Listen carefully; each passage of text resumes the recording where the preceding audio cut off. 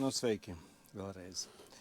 Tagad kemperis pa kādiem 99,9% jau ir ceļojumam sagatavots, un es mēģināšu tagad šādiem te svariem nosvērt, kāds ir kopīgais svars, cik lielā mērā es iekļaujos vai neiekļaujos tajos 3500 kg. Es domāju, ka neiekļaujos.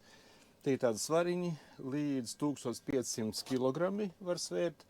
Es pa vienam braukšu virsū riteni, gan kemperim, gan piekabei, un tad uz lapas sarakstīšu, kāds tas svars ir.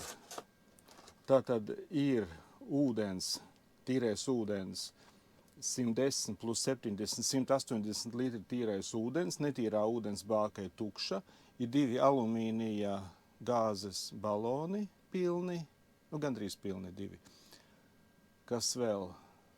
Un kempera bagažniekā būtībā nekas daudz nav. Tur tikai 2 akumulātoru kastes un viss. Un pārsvarā visu centāmies salikt uz piekabi.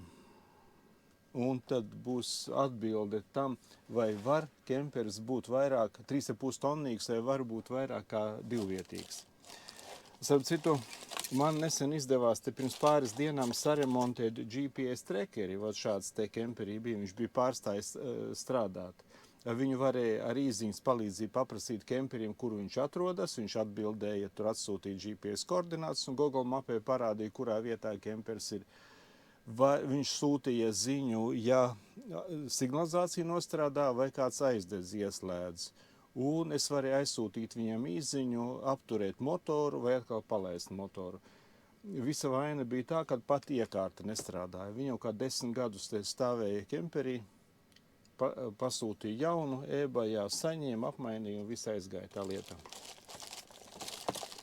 Tā, tas ir izdarīts. Tagad iznāk kempera, tās koordinātas 3 veidos varu atrast ar GPS trekeri, ar Smart Tag, un trešā iespēja Victron Energy, tai saules aparatūrai, ir modēms. Un tas modēms arī parāda koordinātas, kur atrodas, jo modēmam ir 2 antenas, GSM un GPS antēna. Tātad viņš arī to koordināti ķer.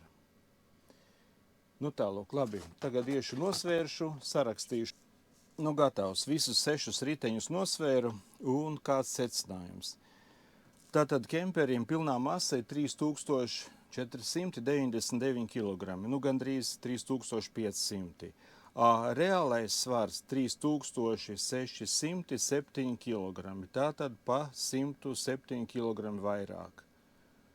Man liekas, pagājušajā gadā bija pa 150 kg vairāk. Bet neprecizitāte ir tāda, ka es kā šoferis tiku svērts nevis 1 reizi, bet 4 reizes. Toties manas kundzes nebija, lielais zupas katls nav atnests un vēl šādas tādas drēbes nav atnestas. Tā kā principā pa kādu 150 kg būs pa virsu. Normāli. Kā es kaut kur dzirdēju, ka Vācijā it kā pielaida esot 5%, laikam, Šveicē 0%. Kaut kā tā. Un piekabē pilnā masa ir 1300 kg, bet reālais svars 768 kg. Tas iznāk, ka piekabē ir piekrāmēta pa kādiem 60%, 55% apmēram. Bišķi vairāk nekā puse piekabes. Tur nav lielā motocikla BMW R1200 GSA, bet motoroleris, kas ir pa 100 kg vieglāks. Tā apmēram. Kādus varam secinājumus izdarīt? Secinājums ir tāds, ka 3,5 tonnīgie kemperi nevar būt 7-vietīgi, nevar būt 6-vietīgi, nevar būt 5-vietīgi, nevar būt 4-vietīgi. 3,5 tonnīgs kemperis var būt tikai 2, augstākais 3-vietīgi.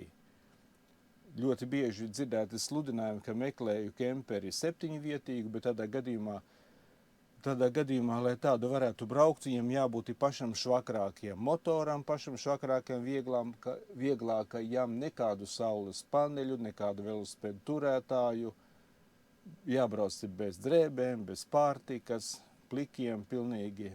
nekādi velosipēdi, galdiņi, krēsliņi līdzi, nu tad 7-vietīgs kemperis var būt. Bet normāli ceļošanai 3,5 tonnīgs var būt tikai 2-vietīgs.